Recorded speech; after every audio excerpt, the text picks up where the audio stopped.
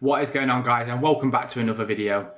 Today we're going to get straight into it. We're going to talk about the matters revolving CrossFit, the CrossFit CEO Greg Glassman, and also the newly appointed CEO Dave Castro. I'm talking to my good friend Richard Hill, Tricky Ricky, who is a CrossFit affiliate owner in the UK, and he's got quite a large voice in the UK CrossFit community. And the thing I love about Rich is he's so passionate, and when he talks, he just speaks with he's so raw, and I think that definitely comes across. So let's dive straight into it and see what Richard's got to say with everything that's going on in the CrossFit world, how that's affecting him as an affiliate owner, and potential plans going forward. So let's dive straight into it. I don't really know where to start, but I thought it'd just use this as a kind of open platform to discuss your thoughts, just what the hell is even going on at the minute. Obviously, last night it was announced that Dave Castro took over from Greg Glassman, but Greg Glassman seems to still own 100% of CrossFit. So yeah, what are your thoughts as an affiliate owner in the UK? At the moment, I've got to say the first thing at the moment is I'm absolutely exhausted. Like, I'm exhausted emotionally. I'm pretty tired and physically. And the basis being that, like, the difficulty we've got is, the first things first is there's a lot of frustration and tension because we've been locked down for so long. So already the situation is heightened. Add to the stress that my business has been closed for a few months now. My affiliate is closed, and there are financial pressures that come with that, and the future is uncertain. That you start to again like raise the pressure, and then the Black Lives Matter situation. Like, if you're a white, middle-aged, middle-class bloke, and you've not spent the past week really kind of mulling over, have you been the best person that you can be? Then I don't know what you've been doing. Yeah. So I certainly feel, I know it sounds really silly, like, and probably for a lot of people it's going to be like, not holistic, overly mindful or whatever, but emotionally I feel pretty vulnerable at the moment, and I feel a bit tender in the sense that, I feel really tender. But no, do you know what I mean though? Like genuinely, like, I feel like we've been confined, we've got the pressure of the business and stuff, we've got all of that stuff, but then on top of that, really been combing over myself, thinking like, am I actually that good a person, and have I been helping anybody in the way that I should? Because when you've been watching those things on TV of just young black men, these videos coming out, they're just heartbreaking. And I feel certainly part of a bigger problem, because I certainly feel that no, I've not probably done enough, and I've not spoken loudly enough, and I've not, there were opportunities to do more earlier. So there's that. Then you've got the Greg Glassman tweets that have come out. When I first read them, I was just like, what are you doing? Like, someone take the phone off the old bloke. Yeah. Do you know what I mean? And the more I've calmed down about it, and I've gone back to myself, genuinely, I feel they're not well-intentioned. I don't feel they're well-intentioned. I feel the bloke's got an agenda which he's following. I don't feel that he's necessarily being racist, and I don't feel that he's necessarily out to hurt anybody in that sense. I feel he's been mistimed, misjudged, insensitive, and as a result has really, done some damage. Yeah. But I don't feel the situation is unforgivable, and I don't feel the situation is one that's ruining him as a person. But I think, like everything else, there's a time to just say, like, stop, and I'm sorry. Do you know what I mean? Yeah, and I think that's the main thing. What has kind of, well, especially from my point of view, it's the fact that he didn't come out straight away, even release a heartfelt apology. It was kind of like a half-assed tweet, and it wasn't really an apology. And then even when he's announced his retirement, he still didn't really address the issue. It was kind of like, well, no. And then that was it. And then even the Dave Castro statement, he didn't even acknowledge it. And it was kind of like, are we just going to brush over this? I know CrossFit released a statement on the website. It was like a full page thing, which kind of went into it a little bit more. But the fact that neither of them really addressed the big issue is a little bit like, Right. Okay. It feels like they're letting people, it feels like they're letting their proponents, people who are on board with them, make their arguments for them. Because underneath, you've got people writing things like, Greg did a charitable thing in Kenya for these years. Greg did this, and this. Yeah. I've never seen Greg be racist before. And I feel like those people are entirely missing the point on two fronts. Yeah. One is, I have an undoubtedly willing future do something or say something that requires an apology. And that doesn't make me a lifelong bad person. That means I'm capable of the same mistakes that we all are. And we're all just trying to do your best. And in this case, that's what I'm saying is, I don't believe Greg's a person who intends to hurt people. I think he's created an organization that shows how positive it can be in the world. But he's just made this singular, fairly massive misjudgment. But it's not beyond just saying, guys, I've got this really wrong. Yeah. And I'm just really sorry. And I would have say liked, that's the wrong phrase, but I would have looked at that and thought to myself, that does make a big difference. But then on the other side of it, these people, and I hate to, I'm not playing light of it, but these people who just keep listing great things they've done underneath. I'm sorry, but if somebody found out that I was on the downside punching my girlfriend, and they went, yeah, well, Rick made Gritstone, he got loads of people healthy, he got loads of people fit. It doesn't detract from the fact that maybe I punched my girlfriend last weekend. Jimmy Savile had a charity, for fuck's sake. Yeah. I'm taking it to, I'm being stupid. Yeah. But what I'm saying is those people are missing the point entirely, which is it's okay for somebody to make a mistake, even your hero. If your hero makes a mistake, that's okay. Let your hero be the hero that they are, hopefully, and just say, guys, I've really made a mess of this. Yeah. So then as affiliate owner, so you've got this going on. But in reality, I think the backlash that you're seeing when it comes to some of the big places like Invictus, saying I'm not going to be part of this. Jason Khalipa saying I'm not going to be part of this. Rich Froning. These are dudes that have been in the foundations of what I believe CrossFit to be. Khalipa, Froning, Spieler, and CJ Martin at Invictus. Between them, are CrossFit from when I started. I'm getting hairs on the back. Hair standing up on my arm because they are like my heroes in CrossFit from day one. And I feel like they don't leave because Greg Glassman makes a tweet that's not appropriate. Yeah, there's a larger problem than just Greg Glassman. And I feel like that comes out when you look at. Do you remember that time Greg deleted all the social media one day and nobody got told why? Yeah. And then when Greg Glassman pretty much just turned the games upside down and didn't really tell anybody why. And the communication from top to bottom, this is not me just smashing Greg Glassman because the guy he has done a lot. But what I'm trying to say is, I feel like you've pushed people and pushed people and pushed people to a point when this happens under the context of the stress that I just said. Yeah. People are like, I'm sorry, but it's just the final straw. Yeah. Yeah. Like people at the end of the tether and they're like, balls to this, man. So then this morning, obviously, like you say, then you've come on and you've got Dave. We're having. I wrote last night as a joke, like a genuine piss take. I wrote, if I wake up and Dave Castro's a CEO, I saw it before it's sleep. Go back to bed. I literally wrote that I swear to God, and I just thought it was a joke. Yeah. And now I can't believe it. I thought something more drastic would happen, or whether someone would come in and either try and take over it or sponsor it, someone like Rogue or, like you say, some of the OG CrossFitters kind of club together. But it doesn't seem like a step forward in my eyes. Well, having said that, I spoke to Carl Steadman this morning. Yeah, you mentioned. Now, he is an original hero of my CrossFit journey. And there are certain people that, like, when I hear them, they can reassure me and I don't need to ask why. Do you know what I mean? Like, if someone like Carl Steadman or Dominic Beardwell, maybe like Stu Trees, someone like that, if one of those guys says, wait out or just give some time, then I don't have to ask why. I'll just trust in their knowledge and their feelings because they're good at what they do. And I spoke to Carl this morning, and like he said, don't forget though, we're very shortly into this.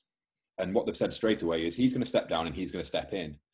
But the major changes that are needed, like he said, nobody's prepared for this. Yeah. So the conversation has to start. And at least it started with, well, he's out and somebody else is in, which is what people were asking for. Yeah. And from here, like, this is what matters to me, is what they do next. Because Dave Castro, I've said this before, I really respect what he does to the games. I think he's outstanding in delivering the games, programming, and all the rest of it. I think he's got flaws that particularly irk me. But at the same time, though, this is a time for him to do something good. For me, I don't want to be a dictator in like a tyrannical sense. For me, I'd be like, right, who do we need by my side? And somebody like Nicole Carroll, who's walked away, who's a backbone of CrossFit, I'd get her back in. People like Kalipa, who've been there from day one, I'd get them back in, and I'd start to form a board, just like a board of executives who can share the responsibility of CrossFit and hopefully guide it from where it is now to somewhere in the future. And we've got to give. I'm pretty angry and stuff, but like Carl spoke to me this morning, like, give it some time, because you can't just give someone $1 billion company this morning, and then say, "What's your solution, mate?" Yeah, 100%. And I think what you said then about like having some kind of board where like ideas will be discussed and opinions will be like shared across the table, rather than one dude just being like, right, this is how I want it to run. I don't care what anyone else thinks, and I'm going to do it my way. It's like, Jesus Christ, man, talk about being obnoxious. And just like, at least like, that's the beauty of having a board and stuff, like sharing ideas and brainstorming ideas, and someone having an opinion and someone else going, oh, hold on a minute, I think people might react this way. Or so now my question is, though, this is my big question as an affiliate owner. HQ may as well be an alien spaceship to me. I don't hear anything. Do you know what I mean? Like, I don't hear anything. When they deleted all the social media, and then the public knew more what was going on than I did. Yeah. The morning chalk up was better informed than I was. Yeah. And that kind of upset me greatly, because I'm trying to understand the future of my business and I'm a licensee. Yeah. In this case now, I'm still not convinced either whether this is something that I want to go along with, but I'm willing to give them a fair patience. But for me is, I want to know who's representing me in that conversation. Because, I mean, if we've got seminar staff, a lot of seminar staff now don't have boxes and they don't do that. They aren't affiliates. And the world's changed a little bit, with due respect to when they were doing it, a lot of them. Equally, they are within a system that we don't feel works 100% right now. And I'm not sure that they can represent the change that I want being inside that system. Yeah. Not to mention, all of this started with a lack of diversity and a proper accountability and communication. So who's representing those voices in this discussion? Yeah. So for me, is what I want to see going forward is, I don't need to see tomorrow or the day after some massive change like CrossFit goes public, so as a shareholder and a corporate structure. What I do need to say is, like, hey, we've got these guys in from over here and these guys in from over here, affiliates, or have been ignored for X many years, we want to include. Yeah, it's a difficult one, isn't it? I think rather than like me, if it was me personally, I think I would just kind of take a step back, let things settle a little bit, see what CrossFit and Dave Castro come up with, and then at least then have a better understanding of their plan moving forward. But like you say, I think one thing that I've always found with CrossFit, and like you say, with affiliates and HQ, I think I spoke to Miles the other day, our Fossway owner, and he said the communication side of it's always been pretty poor. When we set up Midlands Fitness Games, we originally wanted that to be like CrossFit branded, and we tried to speak to HQ on several occasions, and there were just no replies from HQ. And then when we did get replies, they were very brief. And it was like, do you know what? We're just going to kind of head this up ourselves. And as much as we wanted CrossFit and we were to pay a fee for having CrossFit in the comp's name, it's just like, this probably isn't worth our time chasing about, really. I feel like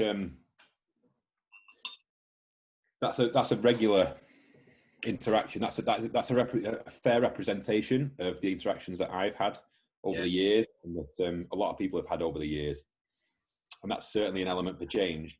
However, what I would say is that the people that we're communicating with, that are the voice of headquarters, which are the admin staff, the personnel staff, the legal team, etc., if you don't empower them to talk, they can't talk.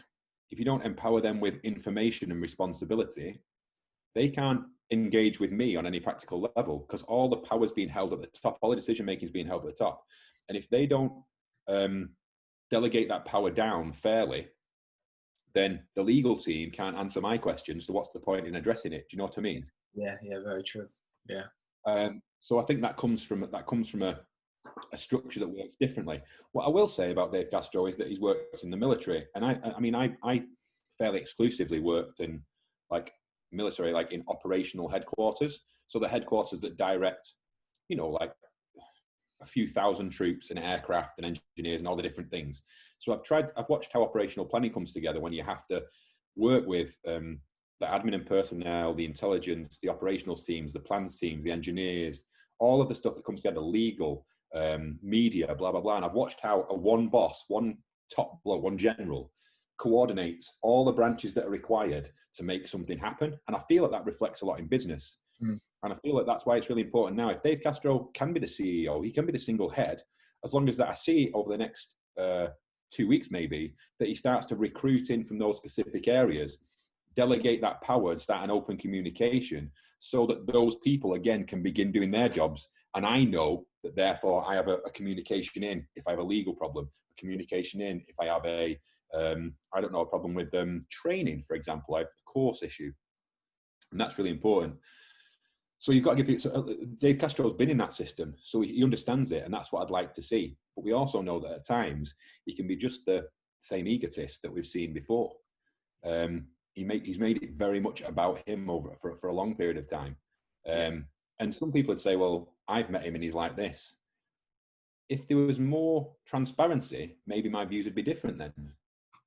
100%. You know what I mean? Like, I will make my view based on the information that I'm given. Yeah. And if my impression is that he's been a bit of a div before, then maybe we should have a more transparent system that lets me see and speak to him and hear him more often, that allows me to make a better choice. Yeah. So I'm waiting at the moment, but I'm still 100% on the fence. I have this thing. There was a song by Tim Minchin, who's a comedian, and he talked about a song called "On the Fence."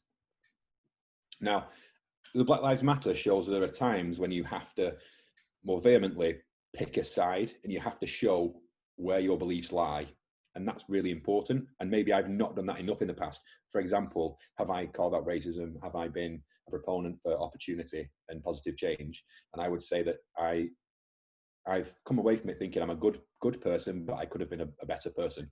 Yeah, I'd like to be a better person. At the same time, there's also a time when you need to sit on the fence and recognize that not everything is excuse the phrase, sorry, black and white. Not everything is polar, one or the other. And at a time like this, affiliation or de-affiliation, like reactively, I think is okay. Some of my best friends in CrossFit have immediately gone, no, I'm out. And I respect that. But what I don't want to do is have them say I'm out and that be the end of this conversation with them being included. Yeah. I want them, if there's an opportunity for positive change in them, to be involved in that, because that's what it's about. They've said I'm out because they want to see something better. Yeah. I want them to be included in this conversation so that maybe in 12 months they're back in again. Yeah, start bringing all these affiliates that have de-affiliated back into the picture when they see positive change. When they see the change they want to see. Yeah, exactly. Yeah, so fingers crossed that is the way it kind of goes over the next few weeks. I'm sure only time will tell.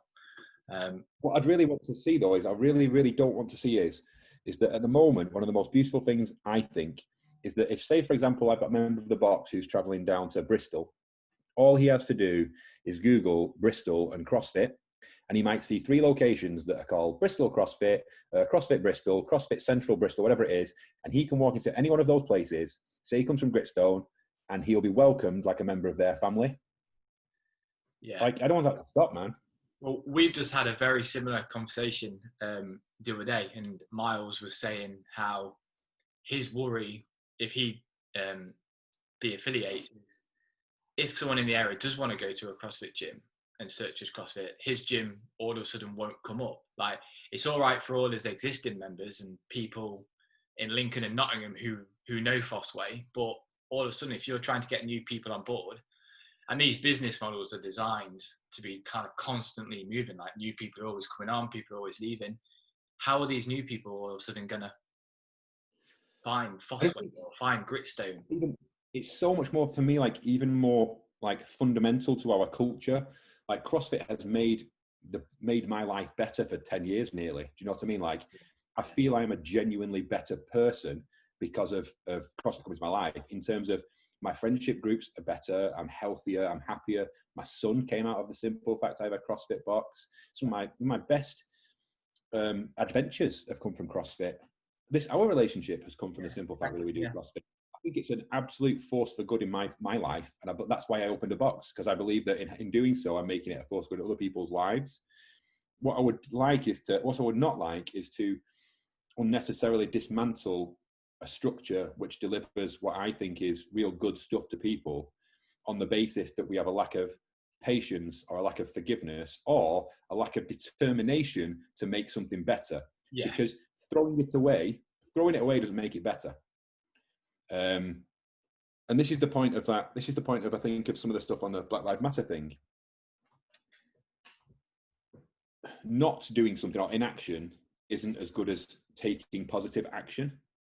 And that's obviously what I've learned over this. I've probably been inactive, which I thought was okay, when I could have been more active. So what happens now? We have a lesson, we have a moment where potentially that we can put into practice, where although it's on a different subject entirely, we have a structure that we love that's unfortunately not being kind to us and not working properly, and a problem. And we have the opportunities to make it more equal, more diverse, more engaging, better for people. And I really feel that we should not just throw it away or just not do anything. We should try and make it into what it should be or could be, because it could be great. CrossFit could come out of this massively better. Yeah. It's like, I saw a quote this morning. It was like, no good sailor is created on calm seas. So it's like you kind of need that disruption to kind of like almost learn where you're going wrong, develop to be better. I guess time will only tell. Have you thought about this question about does it have an effect that Greg Glassman is still the sole owner of CrossFit? For me personally, my money is going to my box, but I do understand how box owners might be a bit like, well, if I'm paying $3,000 a year or whatever it is, that's going into Greg Glassman's pocket if he's still 100% owner. And him saying he's retiring or stepping down, is he still gonna have a hand in it because it's his company? He's gonna want to say in it, isn't he? I don't know. It's a difficult one. Like realistically, he's never just gonna sell the company, is he? Like if he's built up a brand that big. I think this is why. I mean, and I don't know the ins and outs of it, but I think this is why taking it public is probably a good thing to do. It's a $1 billion company. Yeah, it'd probably go really well. Yeah. But it allows shareholders to be involved. It allows accountability and stuff like that. Yeah. And maybe that, I don't know the details, but maybe that's a way forward for it. Or that he literally puts an offer up for people to buy into the company or something. Yeah, yeah. But to me personally, like I agree with that one.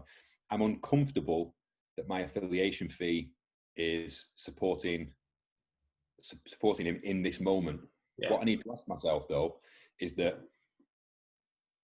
do I think Greg Glassman's recent tweet is enough to justify like the end of this culture and this positive thing that we do, this positive movement of CrossFit? Yeah. And I don't really have an answer, to be honest with you. Like, yeah.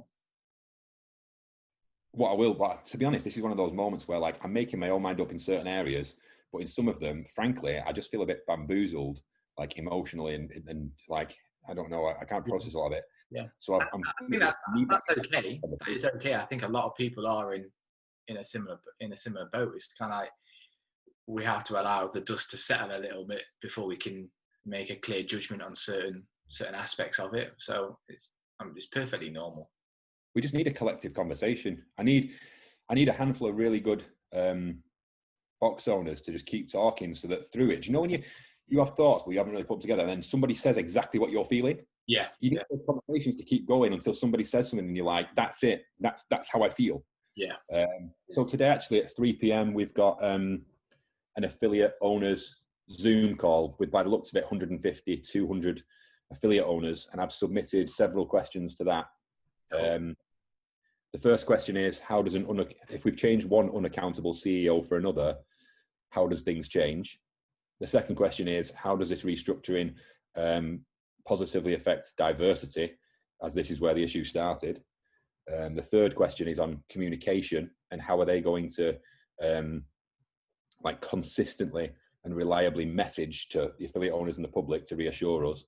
And it just falls out from there. And then also, as I say, I had an hour with Carl on the phone before, who's asked me to just be patient. And I think there's a few frustrations from some of the seminar staff and some of the headquarters staff that follow me that I've had a bit of a gob off about it. I say gob off.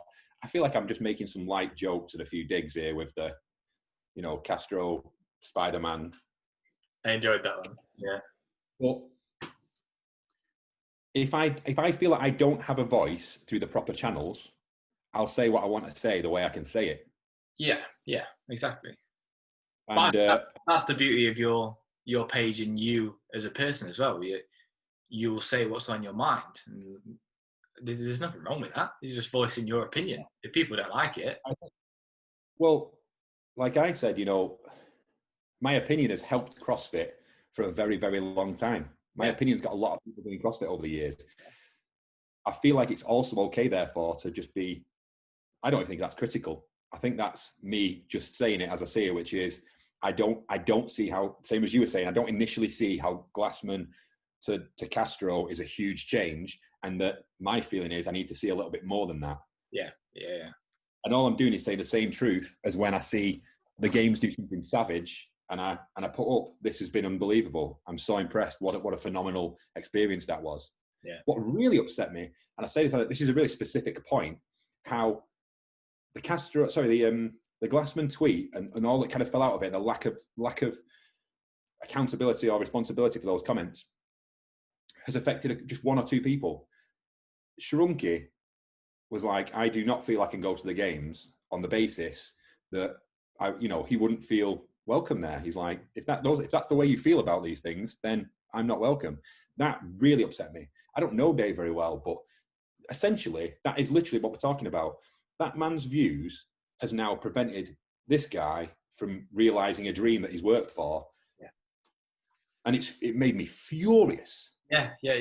I spoke to David a week and a half ago before all this happened, and he was buzzing. He had a countdown on his wall till he was going to the games. And then to see him have to kind of make the stance of, I don't feel comfortable to go. It's like, fucking hell. That's like a 7-8 year dream. Yeah. Gone. Oh my God. It's that crazy. Really, yeah. Forward, though, the trick is, I think the key is to remember this, though, which is like my community and your community in our boxes are the beautiful same communities they were before. And the relationships that we build in there are authentic and honest and good, and they make us better. And it's all running really well down on this level. For the average, CrossFit, the average Joe, this isn't really right now. It's you can feed into your affiliate owner, but I feel like this is actually more of a little battle between the affiliate owners and the headquarters guys and what's going on up top to make sure that they are authentic in representing us. So we are doing down here the good things, but do you know what I mean? Like, it's like we want to be part of the good team with the good guys doing the good things, and in our box we're doing our best. We just want to make sure that that's going all the way up and is reflected. And so I think for the average CrossFitter, I think just like you need to keep going and believe in your community and support your community and your box. Know whether your box is called, I don't know, Gritstone CrossFit this week and Gritstone Fitness next week doesn't really make a huge amount of difference to someone who's going. Yeah. Your owner's taking care of it. Just support them and give them your opinions and and give them a steer and support. But then at the same time, maybe next year we'll come out of this in a really better space, because CrossFit's only a 15-year-old business, which in the scheme of things is a very young business. And these changes could well be the challenging changes, but the positive changes that it needs to be better off. I personally thought Nicole Carroll would have been the right person to be in charge at this point. Yeah. And I think that if I have an opportunity to voice how I feel, I think that an executive board led by she's a very strong woman. She understands the philosophy. She's deep within headquarters, but I also find that I've never interacted with her once, but I've always found her messaging to be all the things I'm looking for. Not to mention, sometimes you just need that one person, you go with a feeling and you're like, I think that's the person.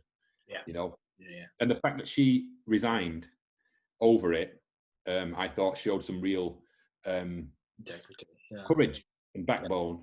And that's what I want in a leader. Yeah, 100%. No, it's been really good talking to you, man, and getting your opinion. I appreciate you jumping on.